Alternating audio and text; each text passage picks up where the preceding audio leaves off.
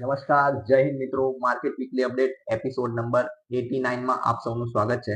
દર વખતની જેમ આપણે શુક્રવારે બપોરે 4 કલાકે લાઈવ હાજર થઈ ગયા છે. આખા વીકમાં માર્કેટમાં શું ઘટનાઓ બની અને માર્કેટે કયા સેન્ટિમેન્ટ પર ટ્રિગર કર્યું તેના પર ડિટેલમાં ચર્ચા કરવા માટે મિત્રો પેજ પર જો નવા આવ્યા હો તો અંત સુધી જોડાયેલા રહેજો અને અંતમાં તમારો જેન્યુઇન અભિપ્રાય આપજો. અહીં આપણે જે પણ વાત કરીશું મિત્રો એ કોઈ ટીપ કે ટ્રેડિંગ રિગાર્ડિંગ વાત નહીં થાય. અહીંયા આપણે કોઈ પણ સ્ટોકના ટાર્ગેટ કે લેવલ પર વાત નહીં કરીએ. અહીં જે પણ વાત થશે એ ભારતીય ઇકોનોમી પર અને આગામી સમયમાં કઈ રીતનું બિહેવ કરે છે તેના પર આપણી ચર્ચા રહેશે. તો મિત્રો વધુ સમય ના લેતા આપણે સેશનની શરૂઆત કરીએ. તો સપ્તાહની શરૂઆત ખૂબ નેગેટિવિટી સાથે થઈ. 20 જુલાઈના દિવસે નિફ્ટી 190 પોઈન્ટ નેગેટિવ ઓપન થયું. ત્યારબાદ આખા સપ્તાહમાં તમામ દિવસો એટલે 5 દિવસોમાં આપણને ભારે વેચવાલી જોવા મળી અને નિફ્ટીએ પોતાનો 1 મહિનાનો લો આજના દિવસે ટચ કર્યો. તો આજનો દિવસનો નિફ્ટીનો લો છે 23,606 અને આ સપ્તાહનો હાઈ આપણે સોમવારના દિવસે જ બનાવ્યો હતો 24,266. તો લગભગ આપણે આખા વીકમાં નિફ્ટીમાં લગભગ 600 પોઈન્ટની મુવમેન્ટ જોઈ. આજનું જે ક્લોઝિંગ છે મિત્રો એ પણ સપ્તાહના જે નીચલા સ્તર છે તેનાથી થોડું રિકવર થઈ અને 23,767 પર છે. સ્ટીલ આપણે આ સપ્તાહમાં ઘણા બધા મોટા મુવમેન્ટ જોયા કે જેણે આખા બજારના સેન્ટિમેન્ટ પર અસર કરી. મુખ્ય મુવમેન્ટની વાત કરીએ તો બ્રેન્ટ ક્રૂડનો જે ભાવ છે તેમાં આપણને ખાસ કરીને મોટો શાર્પ રાઇઝ જોવા મળ્યો. સપ્તાહની શરૂઆતમાં આપણને બ્રેન્ટ ક્રૂડ $87-88 આસપાસ ચાલતો હતો. ત્યારબાદ નેગેટિવ ન્યૂઝ અને નેગેટિવ સેન્ટિમેન્ટના કારણે આજના દિવસે આપણે $101 પ્લસની પણ મુવમેન્ટ જોઈ. ત્યારબાદ સેન્ટિમેન્ટ થોડા ઇમ્પ્રુવ થયા તો બજારમાં આજના દિવસમાં સેકન્ડ હાફમાં થોડી રિકવરી આવી અને હાલના સમયે બ્રેન્ટ ક્રૂડનો ભાવ લગભગ $97 આસપાસ ચાલી રહ્યો છે. તો બ્રેન્ટ ક્રૂડના ભાવ વધારા સાથે બજારમાં ખૂબ નેગેટિવ સેન્ટિમેન્ટ ક્રિએટ થયા અને તેની અસર આપણે આપણા રૂપિયા પર પણ ઓબ્ઝર્વ કરી. રૂપિયો આ સપ્તાહમાં ઓલમોસ્ટ ફ્લેટ જ રહ્યો. 96.40નું તેનું ઓપનિંગનું લેવલ હતું સોમવારના દિવસે અને આજના દિવસે આપણે હાલનું લેવલ જોઈએ તો 96.54ની આસપાસ ચાલી રહ્યું છે. રૂપિયો ઓલમોસ્ટ ફ્લેટ રહ્યો તે પાછળ ઘણા બધા ટ્રિગર છે. આપણા આરબીઆઈ તરફથી જે મોટા એક્શન લેવાયા છે, એફસીએનઆર રૂપી કન્વર્ટની વાત થઈ, ત્યારબાદ રીતે જે રીતે રૂપીને સ્ટેબલ કરવાનો પ્રયાસ થઈ રહ્યા છે તે છતાં રૂપીમાં કોઈ જાતની રિકવરી આપણે જોઈ રહ્યા નથી. તો ખાસ કરીને જ્યારે બ્રેન્ટ ક્રૂડનો ભાવ ઉપર જાય છે તો આપણા રૂપિયા પર તેની નેગેટિવ અસર આપણને જોવા મળતી હોય છે. આ સપ્તાહમાં આપણે આજના દિવસે તો સમહાઉ પોઝિટિવલી રિકવર કર્યું. એક સમયે આપણે 96.63નું લેવલ પણ આજે આપણા દિવસમાં જોયું હતું. તો આગામી સમયમાં જો બ્રેન્ટ ક્રૂડનો ભાવ $90ની આસપાસ નહીં આવે કે તેનાથી નીચે નહીં જાય તો પછી ભારતમાં પણ ઓર રૂપિયામાં પેનિક આપણને દેખાતા મળશે. તેનું સ્પષ્ટ કારણ એ છે મિત્રો, કારણ કે ડોલર ઇન્ડેક્સ 101ની ઉપર જતો રહે છે. તો ડોલર ઇન્ડેક્સ 101ની ઉપર હોય છે તેને કારણે વૈશ્વિક લેવલ પર ડોલરની માંગ મજબૂત થતી હોય છે અને તેને કારણે આપણા રૂપિયા પર નેગેટિવ ઇમ્પેક્ટ આપણને સ્પષ્ટ રીતે દેખાય છે. તો તેની અસર બીજે ક્યાં જોવા મળે? તો ડોલર ઇન્ડેક્સ જ્યારે મજબૂત થાય મિત્રો તો તેની સીધી અસર આપણને ગોલ્ડના ભાવ પર જોવા મળે. સપ્તાહની શરૂઆતમાં આપણે ગોલ્ડનો 1,41,000નો ભાવ જોયો હતો. ત્યારબાદ તેમાં રિકવરી પણ આવી હતી. 1,44,925નો ભાવ પણ આપણે ગઈકાલના દિવસે જોયો. પરંતુ મેં તમને જેવું કહ્યું કે ડોલર ઇન્ડેક્સ જ્યારે મજબૂત થાય છે ત્યારે ગોલ્ડ પર તેની રિવર્સ ઇફેક્ટ આવતી હોય છે. તો ગોલ્ડ પર પણ તેની રિવર્સ ઇફેક્ટ આવી અને આજના દિવસે ફરી આપણને ગોલ્ડ 1,43,000ની આસપાસ જોવા મળ્યું. તો જ્યારે ડોલર મજબૂત થાય છે તો તેની સીધી અસર ગોલ્ડની સાથે આપણા રૂપિયા પર પણ પડતી હોય છે અને તેનો સીધો સંકેત આપણને વિક્સ પર દેખાયો. વિક્સે સપ્તાહની શરૂઆતમાં જ ઇન્ડિકેશન આપી દીધું હતું કે આ સપ્તાહ આપણા માટે ખૂબ પેઇનફુલ રહેવાનું છે.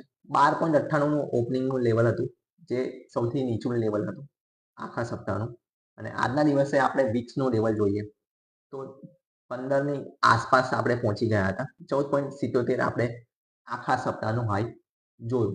તો વિક્સમાં જ્યારે વધારો થાય છે મિત્રો ત્યારે વોલેટિલિટી અને અનિશ્ચિતતાનો માહોલ સર્જાતો હોય છે. અનિશ્ચિતતાનો માહોલ જ્યારે પણ હોય છે માર્કેટમાં ત્યારે ઓપ્શન્સના જે પ્રીમિયમ જે છે એ ખૂબ વધી જતા હોય છે. તો આ સપ્તાહમાં પણ આપણે જોયું કે અનિશ્ચિતતાનો માહોલ વૈશ્વિક લેવલ પર ખૂબ રહ્યો છે અને તેને કારણે આપણે આ સપ્તાહમાં એફઆઈ તરફથી સેલિંગ આપણને જોવા મળ્યું. ગયા સપ્તાહે આપણને એફઆઈ તરફથી પોઝિટિવ સેન્ટિમેન્ટ દેખાયા હતા પરંતુ આ સપ્તાહમાં આપણને એવું કોઈ ટ્રિગર જોવા મળ્યું નહીં. તો એફઆઈ તરફથી આ સપ્તાહમાં મારી પાસે હાલમાં જે પણ 4 દિવસના ડેટા છે તેના કેશ માર્કેટના ડેટા હું તમારી સામે પ્રસ્તુત કરું છું. એફઆઈ તરફથી આ સપ્તાહમાં 3,289 કરોડનું નેટ કેશમાં વેચવાલી થઈ છે.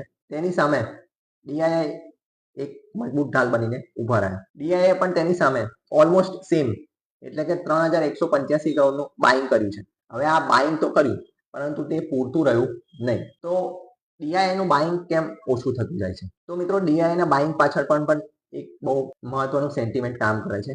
ડીઆઈઆઈ ના બાઇંગ પાછળ પણ કંપનીઓના રિઝલ્ટ તેની સાથે ભારતના ઇકોનોમીના સેન્ટિમેન્ટ જે પણ બદલાતા હોય છે કે ભારતની કે પછી ભારતમાં કોમર્શિયલાઇઝ કોઈ પણ એક્ટિવિટી જે પણ થતી હોય છે તેની સીધી અસર ભારતીય શેર બજાર પર પણ પડતી હોય છે. તો ડીઆઈઆઈ ના બદલાયેલા વલણ પાછળ પણ ભારતીય શેર બજારનું આઉટ પરફોર્મ ના કરવું એ પણ એક સીધો સંકેત છે કે હાલમાં પણ ડીઆઈઆઈ ને એવું લાગી નથી રહ્યું કે તેઓ મોટા ફ્લો ઇનફ્લો કરે. તેઓ પણ જેટલું એફઆઈ વેચી રહ્યા છે તેટલું જ બાય કરી રહ્યા છે. કોઈ એક્સ્ટ્રા ઓર્ડિનરી બાઇંગ ડીઆઈઆઈ તરફથી નથી થઈ રહ્યું. ઓલ્ધો એફઆઈ તો સેલર રહ્યા છે. આ મહિને જ એફઆઈ આપણને પોઝિટિવ સેન્ટિમેન્ટમાં જોયા છે, પરંતુ ડીઆઈઆઈ નું બાઇંગ આપણે છેલ્લા 1.5-2 વર્ષમાં કન્ટિન્યુ જોયું છે. સ્ટીલ હવે એ લોકોએ પણ પોતાના હાથ બાંધી દીધા છે. તો કંઈક ને કંઈક રીતે તેઓ પણ એક પોઝિટિવ સેન્ટિમેન્ટ કે પોઝિટિવ ટ્રિગરનો વેટ કરી રહ્યા છે, જે બજાર તરફથી કે ભારતીય ઇકોનોમી તરફથી ડીઆઈઆઈ ને મળી નથી રહ્યું. અન્યથા આપણે એક દિવસમાં ડીઆઈઆઈ નું 5,000 કરોડનું બાઇંગ પણ જોયું છે. સ્ટીલ આખા વીકનું પણ બાઇંગ આ સપ્તાહમાં જે પણ 4 દિવસના ડેટા છે મારી પાસે એમાં આપણને 3,200 કરોડ પ્લસ પણ નથી થયું. તો ડીઆઈઆઈ પણ હાલમાં એક સ્ટેબિલિટી ઈચ્છી રહ્યા છે કે ડોલરમાં સ્ટેબિલિટી આવે કે બ્રેન્ટ ક્રૂડના ભાવમાં સ્ટેબિલિટી આવે, ત્યારબાદ બજાર કંઈક પોઝિટિવ સેન્ટિમેન્ટ દર્શાવે, ત્યારબાદ તેઓ કેપિટલ ઇનફ્લો કરે. તો આગળ આપણી નજર રહેશે ડીઆઈઆઈ અને એફઆઈના ફ્લો પર. કંઈક પણ નવી અપડેટ આવશે તો આપણે આપણા પેજ પર જરૂરથી શેર કરીશું. તો ડીઆઈઆઈના સેન્ટિમેન્ટ બદલવા પાછળ કારણ શું મિત્રો? તો હાલમાં આપણને ખબર જ છે કે વૈશ્વિક લેવલ પર વોર ચાલી રહી છે અને વોરને કારણે સપ્લાય ચેન આખી ડિસ્ટર્બ છે. હવે યુએસએના પ્રેસિડેન્ટ તરફથી ઓર 2 નવા ટેરિફ લાગુ કરવામાં આવ્યા છે, જે ખાસ કરીને ભારત પર ઇમ્પેક્ટ કરશે. હવે ભારત પર ઇમ્પેક્ટ કરવા પાછળ શું રણનીતિ હોઈ શકે છે એના પર તો એ પોલિટિકલ સબ્જેક્ટ થઈ જાય, એના પર આપણે ચર્ચા કરવી નથી કારણ કે એ મારો વિષય નથી અને એ પછી આખો ટોપિક ડાયવર્ટ થઈ જશે. વિષય તો નાથી એવું ના કહી શકાય. આપણી પાસે એનું પૂરતું નોલેજ પણ છે કે ભારત પર કેમ ટેરિફ લગાવવાની કોશિશ થઈ રહી છે, પરંતુ એક અલગ પોલિટિકલ મેટર છે જેના પર આપણે હાલમાં કોઈ અહીંયા ડિસ્કસ કરવા જેવું આ પ્લેટફોર્મ નથી. તો ટેરિફ ભારત પર જે લગાવવામાં આવ્યો છે મિત્રો, જેનરિક ફાર્મા જે પણ કંપનીઓ પ્રોડ્યુસ કરે છે જેનરિક મેડિસિન, તેની પર આગામી 2 વર્ષ સુધી 0 ટેરિફ લાગશે અને 2028 બાદ 100% ટેરિફ લાગશે અને 2029 બાદ 200% ટેરિફ લાગશે. તો હાલમાં કોઈ ટેરિફ ટ્રેન પર આપણને દેખાશે નહીં, પરંતુ આગામી સમયમાં આપણને એવું જોવા મળે કે આપણને ફાર્મા સેક્ટર પર પણ તેની નેગેટિવ અસર જોવા મળે. કારણ કે જેનરિક જે દવાઓ છે એમાં ઓલરેડી આપણું જે ઇન્ડિયન મેન્યુફેક્ચરિંગ કંપનીઓ છે, ડોક્ટર રેડીસ લઈએ કે પછી સન ફાર્મા લઈએ, જેનરિકમાં ઓલરેડી માર્જિન ઓછું હોય છે અને સ્ટીલ તેની પર જો ટેરિફ લગાવવામાં આવે તો પછી તેમના રેવન્યુ પર મોટી હિટ થાય. તો એજન્ડા યુએસએનું મુખ્યત્વે એ છે કે જે પણ કંપનીઓ છે તેઓના પ્લાન્ટ મેન્યુફેક્ચરિંગ પ્લાન્ટ યુએસએમાં હોય, જેથી તેઓ પર ટેરિફ ના લાગે.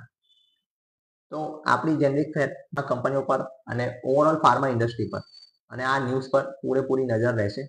કંઈક પણ નવી અપડેટ આવશે તો આપણે આપણા પેજ પર જરૂરથી શેર કરીશું. હવે ફાર્મા ટેરિફની સાથે આપણે જોઈએ તો એક બીજો ટેરિફ લગાવવામાં આવે છે, ફોર્સ લેબર ટેરિફ 10%, જે ઇમિડિયેટ ઇફેક્ટથી લાગુ કરવામાં આવ્યો છે અને આને કારણે સીધી ઇમ્પેક્ટ આપણા ટેક્સટાઇલ, જ્વેલરી, લેધર અને ઓટોની સાથે ઓટો એન્સિલરી સેક્ટર પર પડશે.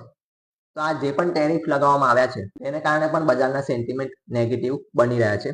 એક તરફ આપણા વિદેશ મંત્રી મિસ્ટર પિયુષ ગોયલ દર વીક એક સ્ટેટમેન્ટ આપે છે, ટેરિફ ડીલ થઈ જવાની છે, ટ્રેડ ડીલ થઈ જવાની છે, અને બીજી તરફ આપણને આવા ટેરિફના સામના કરવા પડે છે. તો સમહાવ આપણી ગવર્મેન્ટનું પણ આ વિશે કંઈક પોઝિટિવ એપ્રોચ આપણને ખાસ કંઈક દેખાતો નથી. છેલ્લા 1 વર્ષથી આપણે આ બાબત પર એક સમહાવ કંઈક લચર પદ્ધતિ આપણે આપણા ગવર્મેન્ટ તરફથી જોઈ રહ્યા છે. જે પણ એનાઉન્સમેન્ટ થાય છે તેમાં આપણે એક્સેપ્ટન્સ કરીએ છીએ. 1 ફેબ્રુઆરીના દિવસે, બજેટના દિવસે આપણે વાત કરી હતી. ત્યારબાદ 2 ફેબ્રુઆરીએ યુએસએના પ્રેસિડેન્ટ તરફથી ટેરિફનું અને ટ્રેડ ડીલનું એનાઉન્સમેન્ટ થયું હતું. ત્યારબાદ સમહાઉ એ ડીલ હજી સુધી ઇમ્પ્લિમેન્ટ થઈ નથી. 2 ફેબ્રુઆરીથી લઈ આજે 24 જુલાઈ થઈ, 5 મહિના ઓલરેડી પતવાયા, સ્ટીલ ઇમ્પ્લિમેન્ટેશન થયું નથી. તો સમહાઉ કંઈક ને કંઈક રીતે બે ગવર્મેન્ટ વચ્ચે કોઓર્ડિનેશન નથી અને તેને કારણે ભારતીય બજાર અને ભારતીય ઇકોનોમી પર સેન્ટિમેન્ટ નેગેટિવ બની રહ્યા છે. તો આગામી કંઈક પણ નવી અપડેટ આવશે તો આપણે આપણા પેજ પર જરૂરથી શેર કરીશું. તો હવે આગળ ભારતીય શેર બજાર માટે શું ટ્રિગર રહેશે?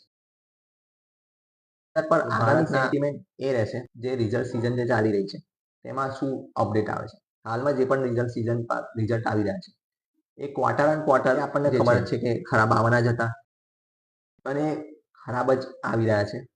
પણ યર ઓન યર વાઇઝ આંકડા જોઈએ આપણે તો એ પોઝિટિવ આવી રહ્યા છે, સારા ભારત માટે ગણી શકાય. જ્યારે આ વોરની સિચ્યુએશન વધશે, આપણને એક્ઝેક્ટ વોરની સિચ્યુએશન સાથે કોઈ લેવા દેવા નથી. આપણને સીધી ઇમ્પેક્ટ થાય છે સપ્લાય સાથે થાય છે.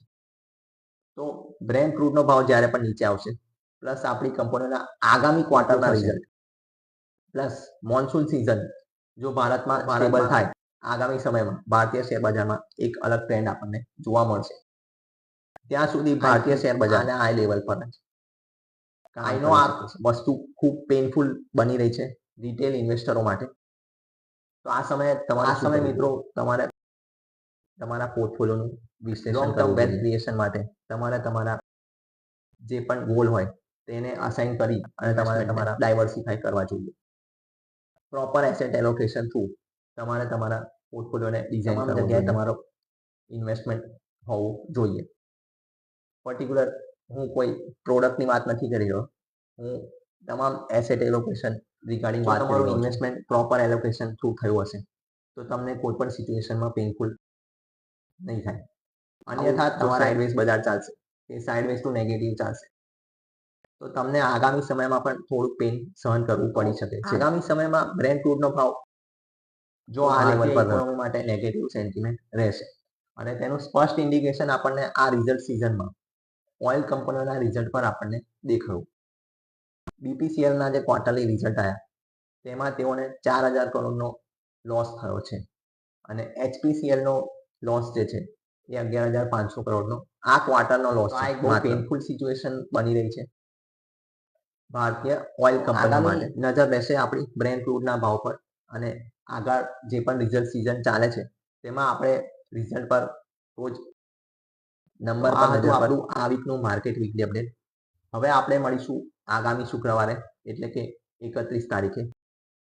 ત્યાં સુધી તમારા કોઈ પણ સવાલ હોય તો તે તમે અમને કોમેન્ટમાં જણાવો. અન્યથા તમે અમને અંગતમાં પણ સંપર્ક કરી શકો છો. તમારા હાલમાં ચાલતા મ્યુચ્યુઅલ ફંડ વિશે તમારે જો પ્રોફેશનલ એનાલિસિસ કરવું હોય કે પ્રોફેશનલ રિવ્યૂ કરવું હોય અથવા તમે કોઈક નવા મ્યુચ્યુઅલ ફંડ સબસ્ક્રાઇબ કરવાની ઈચ્છા તમારે તમારા ગોલ બેઝ તમે અમને અંગતમાં સંપર્ક કરી શકો છો. હવે આપણે મળીશું આવતા સપ્તાહે. જય હિન્દ.